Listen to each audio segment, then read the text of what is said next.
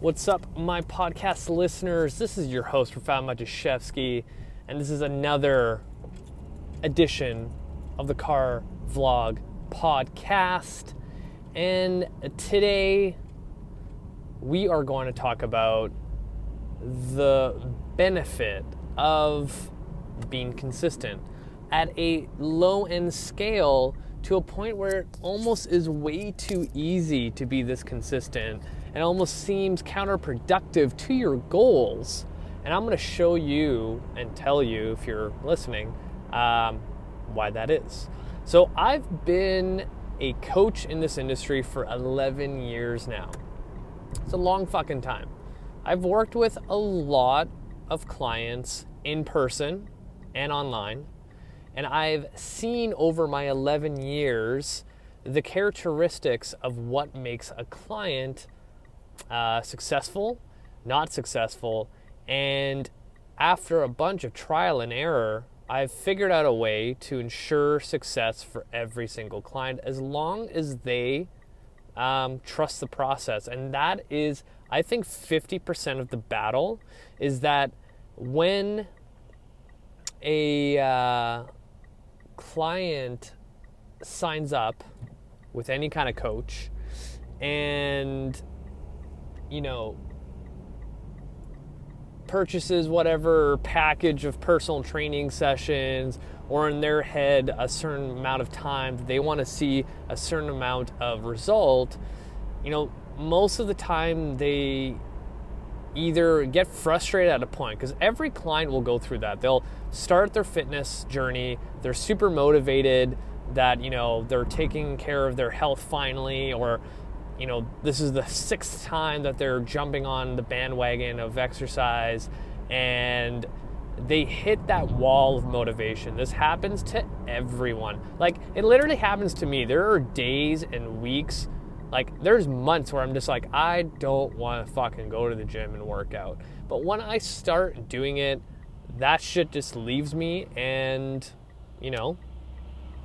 I'm happy that I completed the workout. Even if the workout ended up being 25 minutes, right? It's better than nothing. But anyway, everyone hits this wall, and they have two options. Either keep going, trust the process, or they decide to quit, because it was easier to do that. And I think subconsciously people just feel like there's supposed to be some other answer out there for them. But going back to my original point, I ensure that every single client I get commits to a year with me. I think at that point, when I'm upfront and tell them, hey, we're only gonna, I'm only taking you on as a client if we can go for a year. And that right there, I think, sets me apart a lot, because a lot of times trainers, especially new ones, are just there for the sale. They're like, fuck, if I can sell this person 3 days a week for whatever package, this is how much money I'm going to make. But honestly, it's you're going to make money as a trainer regardless. The best way to, ensure that you have long-lasting clients is by implementing strategies where they're going to be with you for a long time. And a lot of stuff that I do now reflects that. I literally have several clients that have been with me for 8 years. That's a long time. A long time. I think the shortest amount of time I had with a client where I literally poured my heart and soul into has been probably 2 years. And usually those situations are they lost their job, they moved away, they went through a divorce, someone close to them died, and it turned their entire world upside down, and we just lost contact. Every other person has stuck with me. Or, they moved and they're still training either on their own, or I referred them to another, client. And, I'm not a client, another trainer that is still training them. But every single person I started with is start with 1 day a week.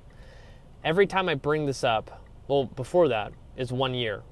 When they realize, oh shit, I need to be committed for a year to start training, that shifts their mindset to like, okay, this is going to be a long-term thing, but I'm still excited. Because if I can capture that excitement from someone that's like, oh yeah, I want to get training, I want to like double down on that excitement and make that last. So if I tell the person we're going to be committed to each other for a year, they're like, oh yeah, let's do it.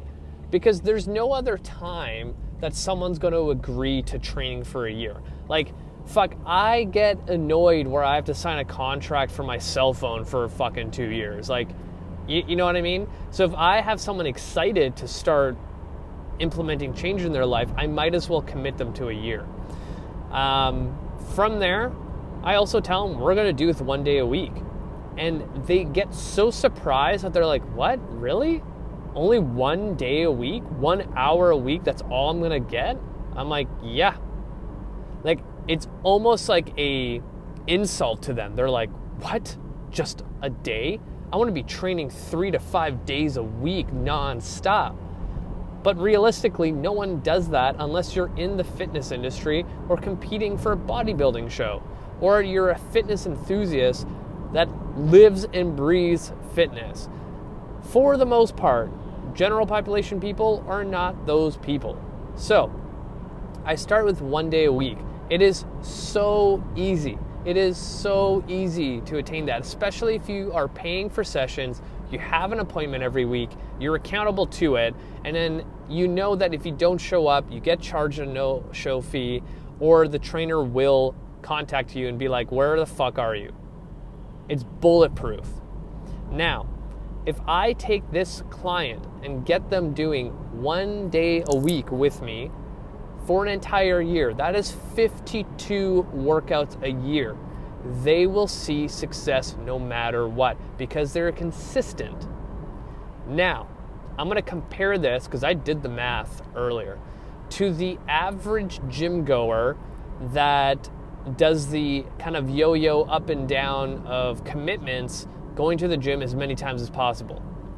So for the sake of this argument, I went off of someone going to the gym 3 days a week and 2 days a week throughout the entire year to compare how many times they would be consistent over a span of a year compared to the person who comes only 1 day a week, 52 weeks of the year.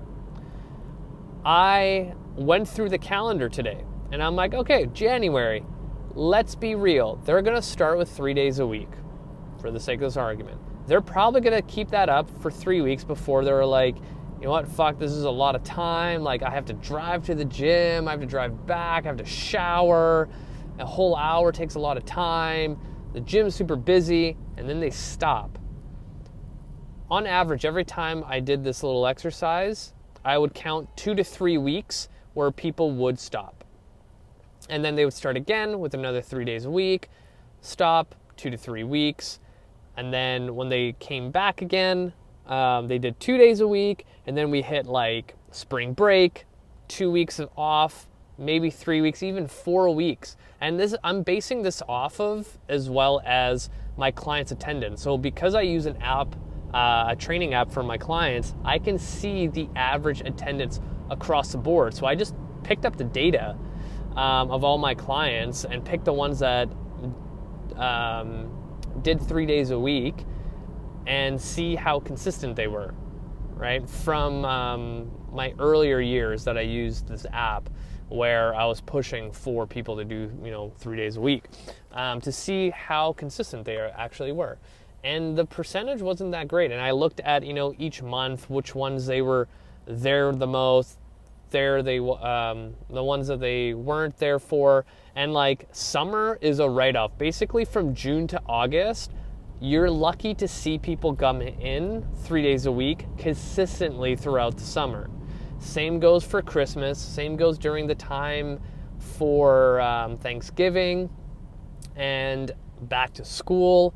So when I started counting up that, mock client that decided that, hey, this year, 2021, is going to be my year for fitness and health, I'm going to do 3 days a week or 2 days a week in the year off and on, they averaged about 47 workouts.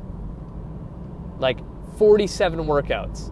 Whereas the 1 day a week throughout the entire year is 52 workouts. So even though people in their heads are like, I'm going to do 3 days a week and try to do that for the entire year, there is a very high chance you won't be able to keep that up, because let's be real, we're all really fucking busy. We're all dealing with bullshit because of COVID. Do you really think slapping on another 3 hours a week, which is really probably 5 if you can count travel time and showering and everything like that, and getting ready for work or whatever you're doing, is probably not realistic.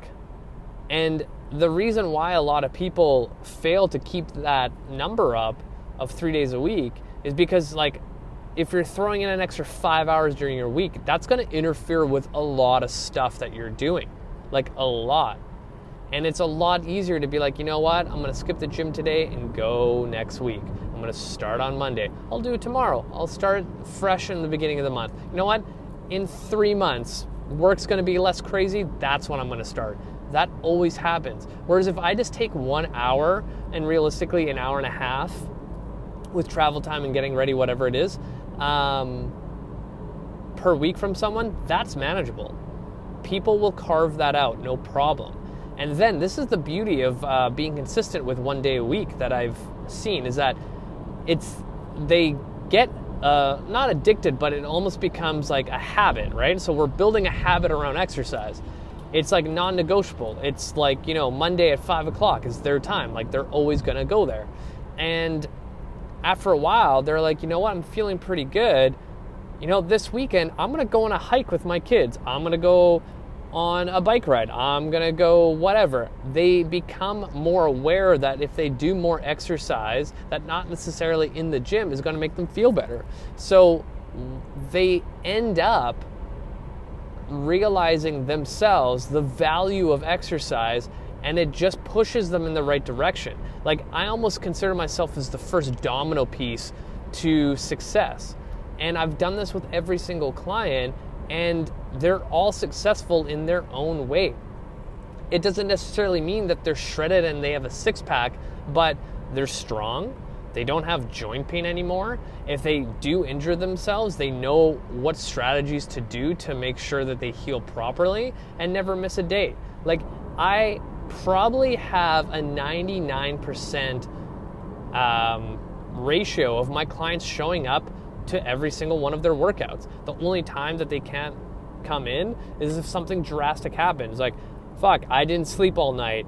I have to stay late at work. And even those workouts that they miss, they end up making it up in the next week with, they end up with 2 workouts that week, right? So it's really, really easy to be successful in 2021 when it comes to fitness and health.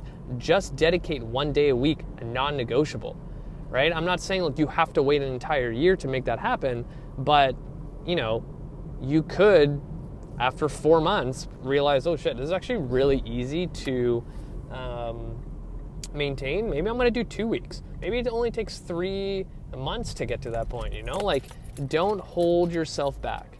So I'm going to end it there. Nice and simple. Keys to success for 2021. You guys are amazing. Thank you, thank you, thank you. Hit the show notes. Add me on Facebook and Instagram. What was I going to say? And review my podcast anywhere that you listen. Give me 5 stars on iTunes, Spotify, SoundCloud, Stitcher Radio. I think that's all the places that my podcast is on. But that's it for me, you guys. Thank you, thank you, thank you for listening. You guys are amazing. Until next time.